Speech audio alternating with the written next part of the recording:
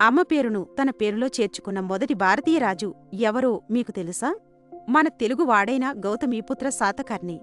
2017లో వచ్చిన సినిమాతో ఆయన చరిత్ర అందరికీ తెలిసింది. కాని ఇంకా ఎన్నో రహస్యాలున్నాయి. శాతవాహనులు కేవలం రాజులు కాదు, దక్షిణ భారతదేశాన్ని ఏకం చేసిన వీరులు. అమరావతిని రాజధానిగా చేసుకుని పాలించిన వీరి గొప్పతనం గురించి టాప్ 10 విషయాలు ఇప్పుడు చూద్దాం. 10వ స్థానంలో ఆయన రాజ్య విస్తరణ. శాతకర్ణి ఏకంగా 30 కోటలతో కూడిన నగరాలను పాలించాడని పురాణాలు చెబుతున్నాయి. వింధ్య పర్వతాల నుండి దక్షిణ సముద్రం వరకు ఆయన రాజ్యం విస్తరించింది. 9వ స్థానంలో అంతర్జాతీయ వ్యాపారం. ఆ కాలంలోనే రోమ్ దేశంతో వ్యాపారం చేసిన ఘనత శాతవాహనులది. మన సుగంధ ద్రవ్యాలు మరియు వస్త్రాలు రోమ్కు ఎగుమతి అయ్యేవి. 8వ స్థానంలో వారి నాణేలు. సీసం, రాగి మరియు వెండితో నాణేలను ముద్రించిన తొలి రాజులు వీరే. ఈ నాణేలపై ఓడల బొమ్మలు ఉండటం వారి నౌకాదళ శక్తికి నిదర్శనం. 7వ స్థానంలో మత సామరస్యం. వైదిక మతాన్ని ఆచరించిన బౌద్ధ మతాన్ని ఎంతగానో ఆదరించారు. అమరావతి స్తూపం వీరి కాలంలోనే గొప్పగా అభివృద్ధి చెందింది. 6వ స్థానంలో శాలివాహన శకం. శకనులను ఓడించిన గుర్తుగా క్రీస్తు శకం 78లో ఈ శకం మొదలైంది. ఇప్పటికీ మన పంచాంగాలలో దీనిని ఉపయోగిస్తున్నాం. 5వ స్థానంలో ఆయన బిరుదు. త్రిసముద్రతోయ పీతవాహన అంటే తన గుర్రాలు 3 సముద్రాల నీటిని తాగాయని అర్థం. అంటే బంగాళాఖాతం, అరేబియా మరియు హిందూ మహాసముద్రం వరకు ఆయన రాజ్యం ఉంది. 4వ స్థానంలో స్త్రీలకు గౌరవం. రాజుల పేర్ల ముందు తల్లి పేరు పెట్టుకునే సంప్రదాయాన్ని మొదలుపెట్టారు.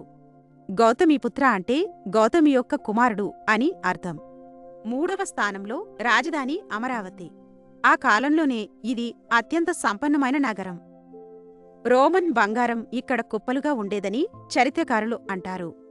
ఇప్పటికీ ఇక్కడ తవ్వకాల్లో ఎన్నో ఆనవాళ్లు దొరుకుతున్నాయి. కృష్ణానది తీరాన వెలిసిన ఈ నగరం ప్రపంచ దేశాల వర్తకులతో కిటకిటలాడేది. ఈనాటికి అమరావతి ప్రాంతం ఒక చారిత్రక అద్భుతం. 2వ స్థానంలో ఆయన అతిపెద్ద విజయం. క్షాత్రపరాజు నహపాణుడిని ఓడించి ఆయన నాణేలను తిరిగి తన పేరుతో ముద్రించాడు. జోగల్ తంబి వద్ద దొరికిన వేల నాణేలు దీనికి సాక్ష్యం. ఇది కేవలం కథ కాదు. పురావస్తు శాఖవారు కనుగొన్న నాణేలపై ఒకవైపు నహపాణుడు, మరోవైపు శాతకర్ణి ముద్రలు స్పష్టంగా ఉన్నాయి. మొదటి స్థానంలో ఆయన వ్యక్తిత్వం. ఆయనను ఏకవీర అని పిలిచేవారు. యుద్ధంలో శత్రువులను నిర్దాక్షిణ్యంగా చంపినా ప్రజలను కన్నబిడ్డల్లా చూసుకునేవారని నాసిక్ శాసనం చెబుతోంది. ఆయన పన్నులు తగ్గించాడు, వ్యవసాయాన్ని ప్రోత్సహించాడు. అందుకే 2000 సంవత్సరాల తర్వాత కూడా మనం ఆయనను గుర్తుంచుకున్నాం. తెలుగువారి పౌరుషానికి ప్రతీక గౌతమీపుత్ర శాతకర్ణి. ఆయన చరిత్ర మనందరికీ స్ఫూర్తిదాయకం. శాతవాహనుల కాలం నాటి కళాఖండాలు ప్రపంచంలోని అనేక మ్యూజియంలలో ఉన్నాయి. మన చరిత్రను తెలుసుకోవడం, కాపాడుకోవడం మన బాధ్యత. శాతకర్ణి జీవితంలో మీకు నచ్చిన విషయం ఏది? తల్లి పేరు పెట్టుకోవడమా లేక యుద్ధ విజయాలా? కామెంట్లలో చెప్పండి. రాయలసీమ గనుల్లో ఇప్పటికీ వజ్రాలు ఎందుకు దొరుకుతున్నాయి?